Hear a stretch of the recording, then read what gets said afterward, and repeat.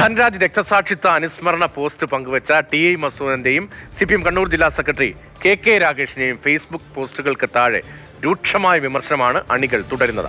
ധൻരാജ് രക്തസാക്ഷി ഫണ്ടുമായി ബന്ധപ്പെട്ടാണ് വലിയ വിമർശനങ്ങൾ ഉയർന്നത്. കമന്റ് ബോക്സിൽ വന്ന വിമർശനങ്ങൾക്ക് പിന്നാലെ ഇരുവരും കമന്റ് ബോക്സ് പൂട്ടിയിരിക്കുകയാണ്. CK വിജയനാണ് വിവരങ്ങളുമായി ചേരുന്നത്. വിജയൻ, ഇപ്പോൾ കെ രാഗേഷിന്റെ ഫേസ്ബുക്ക് പോസ്റ്റ് ഞാൻ നോക്കുകയായിരുന്നു. സഖാവ് CV ധനരാജ് രക്തസാക്ഷിത്വ ദിനം എന്ന് പറയുന്നു. അതിന് മുൻപൊരു കുറിപ്പ് കൂടിയുണ്ട്. പയ്യന്നൂർ കേന്ദ്രീകരിച്ച് വടക്കൻ കേരളത്തിൽ സ്വാധീനം ഉറപ്പിക്കാൻ വർഗീയ ശക്തികൾ നടത്തിയ ആസൂത്രിത നീക്കങ്ങളുടെ തുടർച്ചയെ സഖാവ് CV ധനരാജിന്റെ രക്തസാക്ഷിത്വം. പിന്നീട് അദ്ദേഹത്തിന്റെ പാർട്ടി പദവികളൊക്കെ പറഞ്ഞിട്ട് 2016 ഓഗസ്റ്റ് 11 രാത്രിയിൽ അദ്ദേഹത്തെ RS ക്രിമിനലുകൾ വീട്ടുമുറ്റത്ത് വെച്ച് കൊന്നു അതടക്കം പറഞ്ഞതിന് ശേഷം സഖാവ് ധനരാജ് ജീവൻ നൽകി സംരക്ഷിച്ച പയ്യന്നൂരിലേക്ക് കടന്നു കയറാൻ തക്കം പാർത്ത് നിൽക്കുന്ന വർഗീയ രാഷ്ട്രീയത്തിനൊപ്പം ചേർന്ന് ധനരാജിന്റെ പ്രസ്ഥാനം തകർക്കാൻ കള്ളപ്രചാരണങ്ങളുമായി യഥാർത്ഥ കമ്മ്യൂണിസ്റ്റുകാർ എന്ന് അവകാശപ്പെടുന്ന കൂട്ടരും ചേർന്നു. അതായത് ഇപ്പോഴത്തെ അവിടുത്തെ രാഷ്ട്രീയ സാഹചര്യത്തെക്കുറിച്ച് പറയുകയാണ്. പക്ഷേ ഈ കമന്റ് മുഴുവൻ പാർട്ടി അണികളുടെ രോഷമാണല്ലോ, അത് ഡിലീറ്റ് ചെയ്തുകൊണ്ടിരിക്കുകയാണ്. ഇപ്പോൾ മസൂദിന്റെ ATM മെഷീനാണ് ഈ പാവം സഖാവ് എന്നടക്കം എന്തൊക്കെ കമന്റുകളാണ്. കഴിഞ്ഞ കുറച്ചു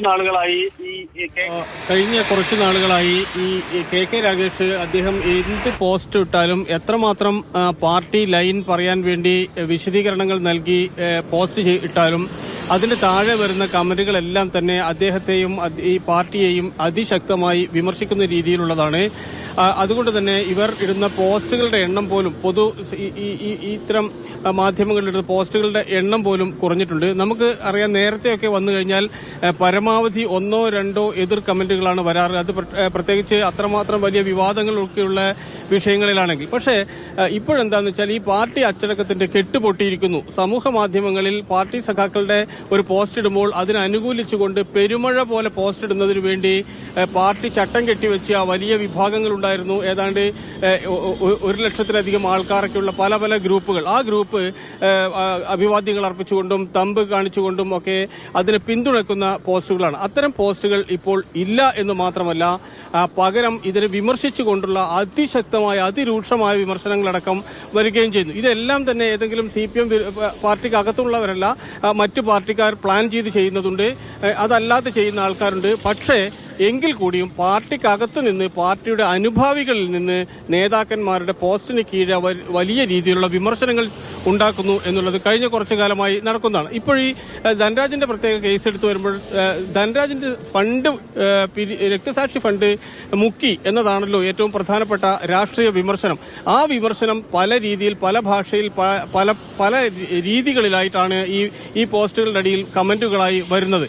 അതിന്റെ ഭാഗമാണ് നേരത്തെ രതീഷ് വായിച്ച ATM കാർഡാണ്, ATM മെഷീനാണ് എന്നൊക്കെ പറയുന്നത്. അതായത് പണം പിരിച്ച് മുക്കി എന്നുള്ളത് ഒന്ന് ഇപ്പോൾ ഏതാണ്ട് എസ്റ്റാബ്ലിഷ്ഡ് ആയ മട്ടായി. അത്രമാത്രം വിമർശനങ്ങൾ അതിൽ വരുന്നു.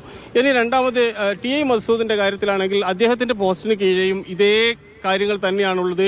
അത് കുറെ കൂടി രൂക്ഷമായ രീതിയിലാണ്, നമുക്കത് വായിക്കാൻ പോലും പറ്റാത്തതാണ് പല കമന്റുകളും. ഇതെല്ലാം തന്നെ ഇപ്പോൾ പാർട്ടി അനുഭവിക്കുന്ന വലിയൊരു പ്രശ്നമാണ്. സൈബർ മേഖലകളിലെ പാർട്ടിയുടെ നേതാക്കന്മാർക്ക് ഓരോ ആളെയും, പ്രത്യേകിച്ച് കണ്ണൂരിലുള്ള പ്രധാനപ്പെട്ട നേതാക്കന്മാരെ കീറി മുറിച്ചുകൊണ്ടിരിക്കുകയാണ്. മുൻപൊന്നും ഇല്ലാത്ത രീതിയിലുള്ള ഒരു വിമർശനത്തിന്റെ ഒരു പ്രവാഹം തന്നെ, കുത്തൊഴുക്ക് തന്നെ ഇത്തരം പോസ്റ്റുകളുടെ അടിയിലുണ്ട്. ഇത് എങ്ങനെ നിയന്ത്രിക്കും എന്ന് ആർക്കും മനസ്സിലാകുന്നില്ല. അത് എവിടെ നിന്നാണ് ഈ പോസ്റ്റുകൾ വരുന്നത് പോലും മനസ്സിലാവുന്നില്ല. പക്ഷേ ഇത് ഇങ്ങനെയാണെങ്കിൽ പാർട്ടികളുടെ തന്നെ ഗ്രൂപ്പുകളുണ്ട്, വാട്സപ്പ് ഗ്രൂപ്പുകൾ പോലെയുണ്ട്. ആ ഗ്രൂപ്പുകളിലും അതീവ ഗുരുതരമായ ചർച്ചകൾ നടക്കുന്നു, അതീവ വിമർശനങ്ങൾ നടക്കുന്നുണ്ട്. രതീഷ്.